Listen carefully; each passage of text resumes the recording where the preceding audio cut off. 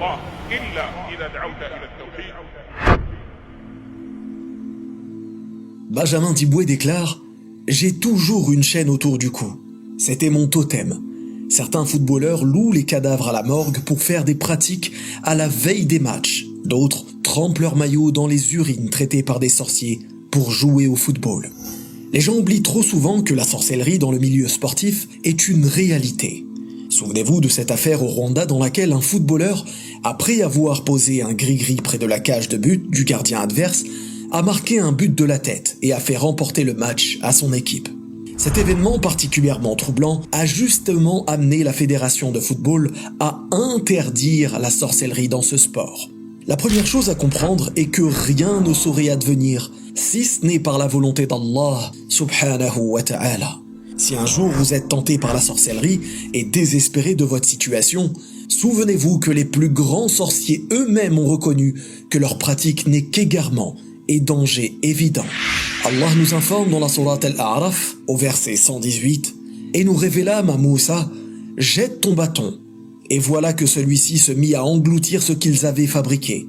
Ainsi, la vérité se manifesta, et ce qu'ils firent fut vain. Ils dirent, nous croyons au Seigneur de l'univers, au Seigneur de Moïse et Aaron. » Essayons maintenant de rentrer dans les détails de ce qu'est une sorcellerie dans le milieu sportif, et particulièrement footballistique.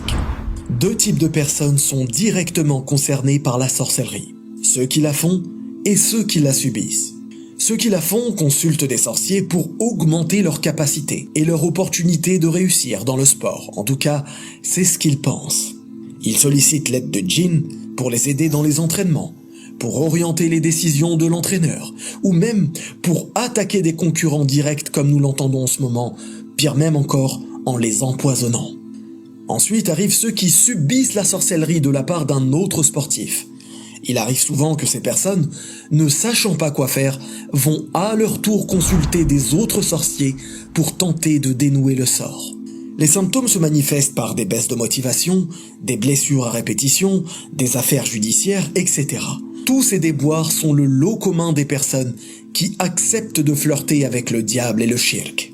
Essayons maintenant de savoir qu'est-ce qui peut empêcher une personne d'être atteinte par une sorcellerie et empêcher cette même personne de pratiquer tout au long de sa vie de la sorcellerie. Eh bien, la réponse est simple et claire. Elle tient en un seul mot, at-tawhid, l'unicité.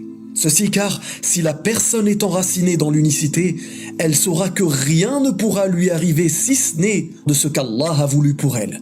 Et ainsi cette personne sera de toute façon satisfaite de son destin, qu'il soit bon ou mauvais. Aussi, cette personne saura que c'est seulement en se tournant vers Allah et en lui demandant protection qu'elle sera préservée de tout mal et de toute sorcellerie. Ainsi, cette même personne saura quel est le danger de pratiquer de la sorcellerie envers les autres et que cela renferme le pire des péchés, le seul qu'Allah ne pardonne pas si on meurt sans s'en être repenti avant la mort ou avant le jour du jugement dernier.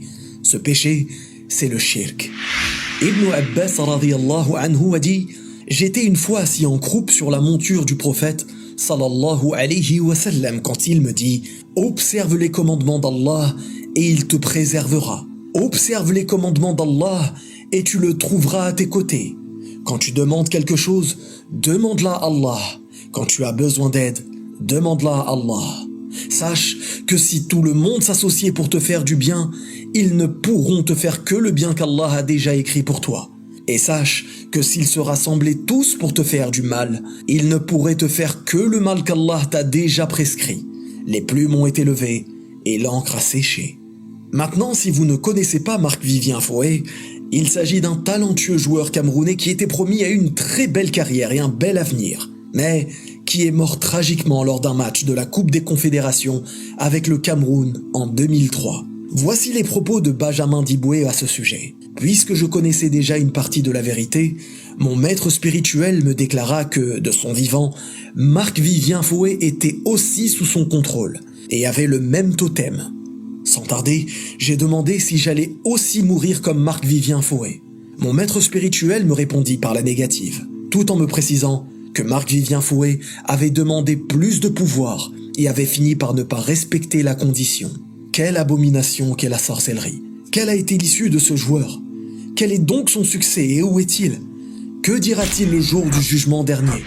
Pape Diouf déclare qu'il n'est pas rare que dans certaines sélections africaines ou dans certaines équipes, il y a un budget spécialement voté et alloué à cette pratique, qu'on appelle parfois les budgets de laboratoire. Stevanovic, sélectionneur du Ghana entre 2011 et 2012, déclare « Nous devons tous aider à changer la mentalité de certains joueurs qui ont usé de magie noire pour se détruire mutuellement et faire en sorte d'introduire discipline et respect d'autrui. » Pour finir, et c'est important, faites extrêmement attention aux vidéos, aux articles et aux propos que vous diffusez autour de vous à ce sujet. Préservez l'honneur de votre frère et préservez votre langue de ce dont vous n'avez aucune connaissance. Wallahu a'lam, barakallahu fikum, wassalamu alaykum wa rahmatullah.